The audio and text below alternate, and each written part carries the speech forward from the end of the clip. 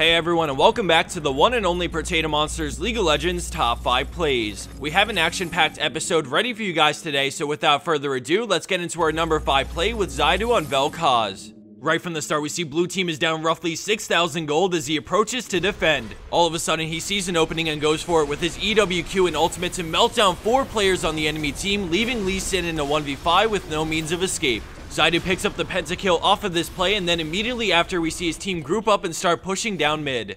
Thanks to a brilliant catch from Vel'Koz, blue team managed to win the epic final fight in their base and move on to win the game.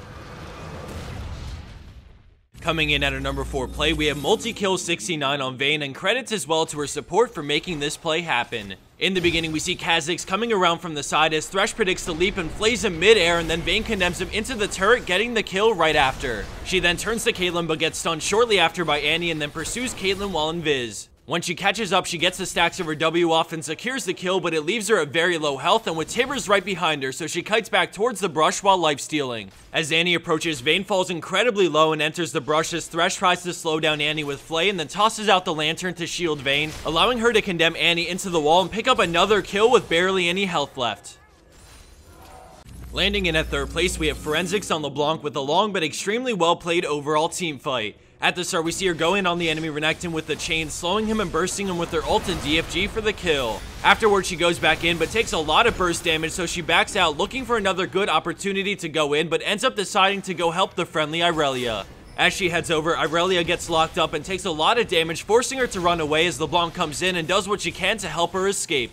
As the enemy team continues to pursue Irelia, we're going to turn our focus back over to LeBlanc as she distortions back and ends up baiting the ult, but dodging it for the kill and then immediately using distortion again to catch Shyvana as well. After some great moves in this chaotic mid-game brawl, we see her run over and place a ward over the wall to set up another pick. She sees LeBlanc moving into the brush and takes the easy kill with her combo before she can recall, making the enemy Triss go on the hunt. She knows Triss will hop over the wall, so she runs back into the brush and gets off her combo before Triss can do anything for a second double kill in this play.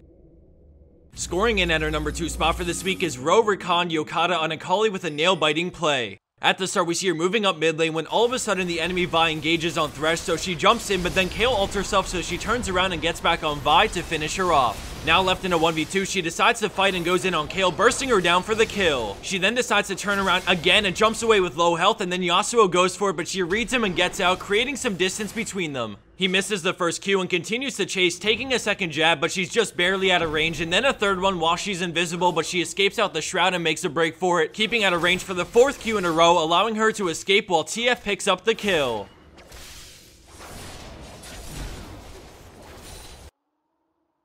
And for our number 1 pro play for this week, we have War Mahagram on Syndra with a clutch play to defend her tower. We see Vi Q in, grabbing the immediate kill as the enemy team turn on her, but don't see Syndra moving in fast to ult Morgana as she backs out and gets ready to 1v3. She Qs in the knees to stun Caitlyn, forcing Jarvan to go in, but she lands all of her spells and ignites, getting the kill while sitting in Zhonya's. As soon as she gets out, she Qs to finish off Trin and then stuns Jarvan with it, allowing her to bring him down right before his Dragon Strike lands for the quadra kill.